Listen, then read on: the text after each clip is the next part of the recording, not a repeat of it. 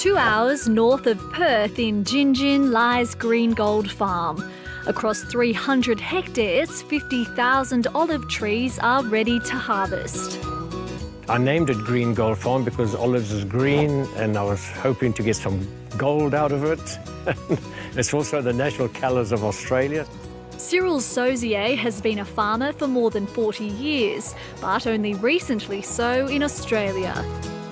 He migrated to WA from Zimbabwe in 2002 after he was forced off his land by pro-Mugabe forces. The longer you leave it on the tree, the less time it has to recover. Last year, the pickerel was matured a lot quicker.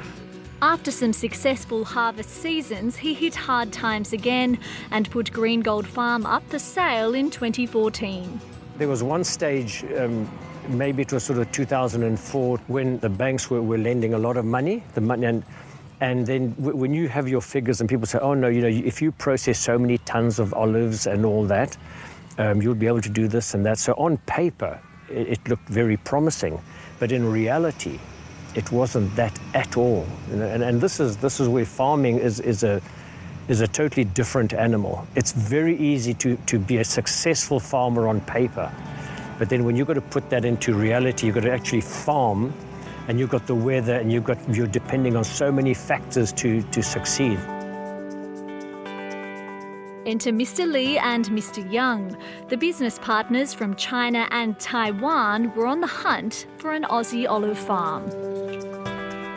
中国这个气候不太适应种橄榄油，但是呢，中国的需求量非常大。 They purchased Green Gold but wanted Cyril to stay on as farm manager. It's been a fruitful arrangement, with Cyril continuing to work on the property and oversee the production of olive oil that's exported by Mr. Li and Mr. Young as the brand Organic Oil. It is a well-known lovely koalas and kangaroos. It's marketed and sold in Taiwan, Malaysia and China, but not in Australia. Organic oil is expected to turn over $1 million by next year.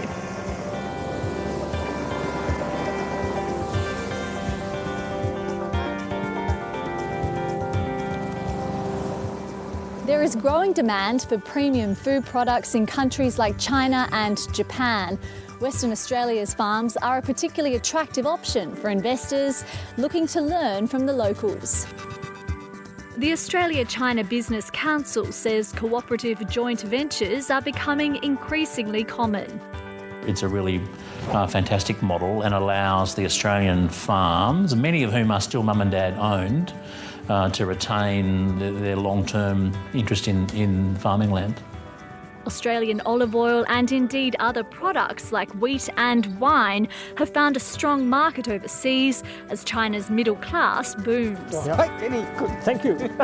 They bring the bottles here, they bring the labels here. We bottle it in Australia, and they feel that when it goes to on the shelves in China or Taiwan and it says bottle in Australia, there's a security behind it, I believe. Post-mining boom, the WA agriculture and food sector remains a significant source of employment, providing jobs for more than 30,000 West Australians. At Green Gold Farm, foreign ownership has brought stability for Cyril and his local workers. So how have you found dealing with an overseas owner? No, I have really no regrets at all that I'm where I am today. It's a question of trust, of trusting people and working with them.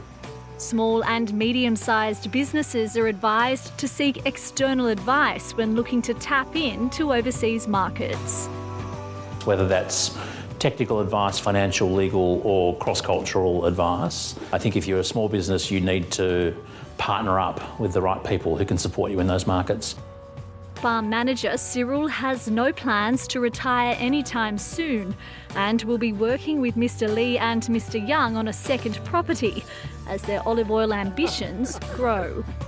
因此我们今年呢又买了一个新的地呢，准备种植目前的5倍大的面积，可能种植这边10倍大的树木，将来我们可以产更多的油来销到亚洲地区。